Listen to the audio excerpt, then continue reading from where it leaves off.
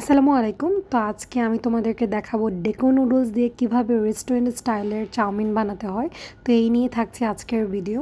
তো ফার্স্টে আমার একটা সস বানাতে হবে। তো এটার জন্য আমি ইউজ করছি সয়া সস, বারবিকিউ সস, এখানে ব্ল্যাক পেপার ছিল আর টমেটো সস।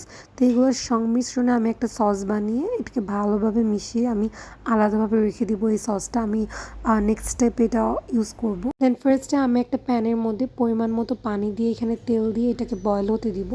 দেন ভালো মতো বয়েল হয়ে গেলে আমি নুডলসটা ছেড়ে দিব পানির মধ্যে। দেন নুডলসটাকে আমি হাফ সেদ্ধ করব, পুরোটা সেদ্ধ করব না। দেন হাফ বয়েল হয়ে গেলে আমি একটা চাকনির মধ্যে এটাকে আলাদা করে নিব। দেন প্যানের মধ্যে পরিমাণ মতো তেল দিয়ে আমি একটা ডিমকে স্ক্র্যাম্বল করে নিব, মানে একদম পুরো ঝুরঝুর করে নিব ডিমটাকে। তারপর এর মধ্যে আমি রসুন কুচি দিয়ে দিব। রসুন কুচিটা আর ডিমটা একদম ভালোভাবে ভেজে নিব। তারপর আমি এখানে যে ইনগ্রিডিয়েন্টসগুলো ব্যবহার করেছিলাম, ফার্স্ট আমি বিফ কুচিটা আমি এখানে দিয়ে দিব, কারণ বিফটা সেদ্ধ হতে একটু টাইম লাগবে, তাই আগে বিফটা দিয়ে দিব। তো বিফটা হালকা ভাজা হওয়ার পর আমি এখানে একদম চিংড়ি মাছগুলো দিয়ে দিব। চিংড়ি মাছটাও আমি হালকা সটে করে নিব। দেন আমি এখানে লবণ অ্যাড করে দিব। লবণটা আপনার পরিমাণে কম দিবেন, কারণ আমি এখানে আরও মশলা ইউজ করব।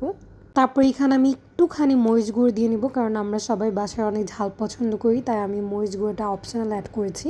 তারপর এখানে আমি রামেন মশলাটা ইউজ করেছিলাম, কারণ আমার একটু রামেন ফ্লেভার মশলা টাইপের নুডলসের মধ্যে দিলে ভালো লাগে।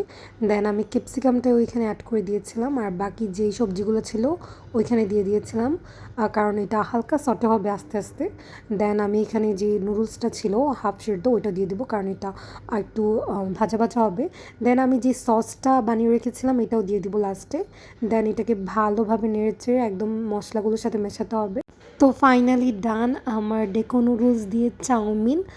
এত মজা হয়েছিল এটা, আপনারা বুঝতেই পারবেন না যে এটা বাসায় রান্না করেছেন।